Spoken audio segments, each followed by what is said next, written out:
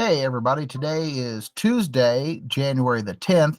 And yesterday we started kind of looking at the complexity of the topic that you have selected, the broad topic that you have selected to work on. And then you started to narrow it down into specific areas. Today we want to continue that process a little bit.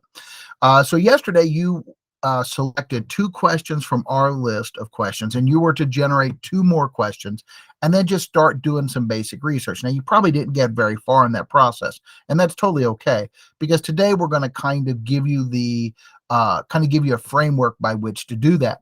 And this is called a mind map. Now we will start class by watching this video. This just kind of walks you through this a little bit about how to take a broad topic and narrow it down.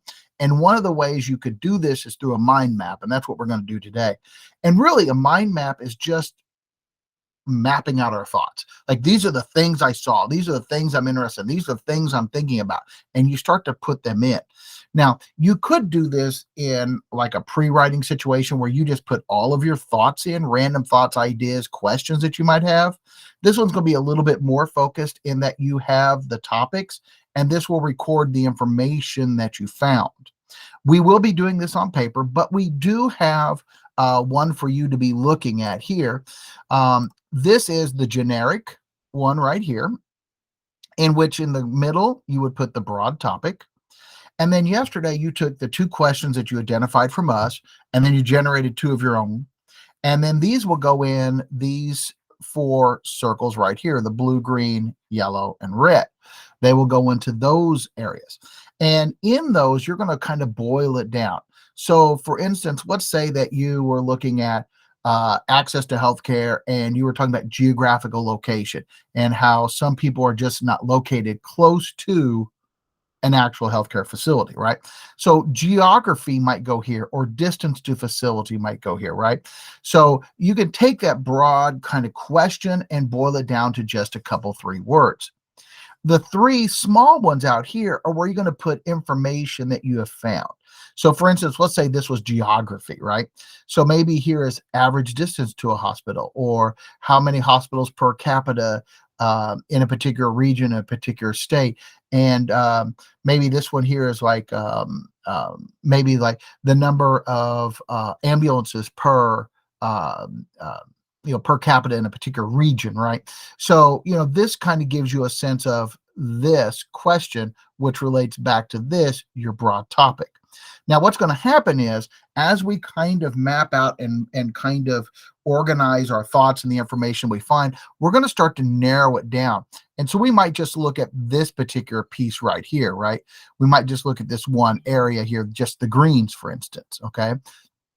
That will help us kind of narrow it down and be able to do our research in a very focused, effective, and efficient manner. Now, we do have one of these here for you to do, okay, or one that's already done, okay? This is not a topic that you had on your list, access to housing, okay? This is not one that was on your list, but one that I pulled to give you a sense of how this might look like. So when we thought we're looking at access to housing, the four broad areas was inequality in access, the availability, the costs involved, and then the locations. And then, like, for instance, within location, the three pieces of information I found. A question: is housing near transportation? Or in Nashville, 30% of older buildings that could have been converted into affordable housing were gentrified, made into high-end rent apartments.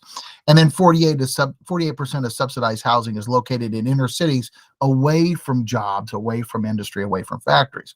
So these were just some things that I found when it came to location, right?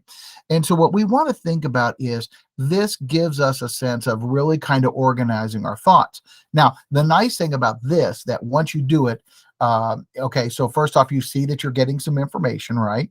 It kind of helps you say, hey, this one topic, there's a lot of really good information. I'm not finding as much on this one, or this one is kind of generic and boring.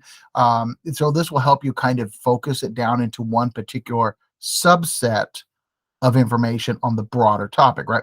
I think it's also interesting to see, because sometimes these things will overlap. For instance, over here, you have 49% of Americans say they can't find housing. Well, why is that? Well, maybe it's because some of these people won't rent to felons. Or maybe over here is that, there were in New York City, there were 391 charges of against organizations for discriminating in housing, right? And so the next piece then we'll be able to see is, are there some overlaps, or does this information, could we move it over here? Have I found enough information in my particular topics, in my particular areas, right? So what we will be looking at here is just really, again, organizing our thoughts and looking at those relationships between pieces. Now, we will be doing this on paper. This will be we'll be able to do this in class on paper. We will give you those to do and to organize. There is a digital copy on Classroom if you need it. If you're not with us, that way you can kind of fill it in and do that on your own, right? But this is another step in the process of that persuasive writing and the research. Now, again, like I said before, and like we've said several times already, it is tempting just to blow over this. It's like, I know what I want to write, and just go with it. I get it. I totally understand. And probably me in some of my, easier, smaller writings that I might have done, I would do that too, right? But we really want to make sure that you are set up for success, because if you get into the writing and you really haven't been able to look at the different aspects of this problem, if you really haven't been able to really kind of see how all the pieces are interrelated, you're going to get stuck. You're going to kind of wander. Maybe you're going to maybe you start about this problem, but you offer a solution that doesn't really match, right? Or the counter argument doesn't match anything else, right? And so this will help keep you focused, right?